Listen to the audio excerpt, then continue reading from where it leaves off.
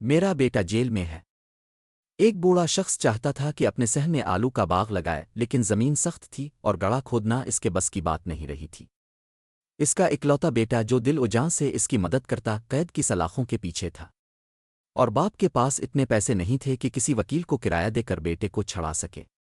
مایوس باپ نے اپنے بیٹے کو خط لکھا: بیٹے، دل بہت بوجھل ہے، لگتا ہے اس سال میں آلو کا باغ نہیں لگا سکوں گا۔ تمہاری ماں کو یہ باغ بے حد عزیز تھا، لیکن اب میری ہمت جواب دے گئی ہے۔ اگر تم ہوتے تو سب کچھ آسان ہو جاتا، کیونکہ تم میرے لیے زمین کھود دیتے۔ چند دن بعد بیٹے کا جواب آیا: ابوا، خدا کے واسطے باغ کی زمین مت کھودنا، وہاں میں نے ہتھیار دفنائے ہیں۔ اگلی ہی صبح ایف بی آئی کے درجنوں ایجنٹ اور مقامی پولیس اس بوڑھے کے گھر پہنچ گئی۔ وہ سیدھے پچھواڑے میں گئے اور پورا باغ کھود ڈالا۔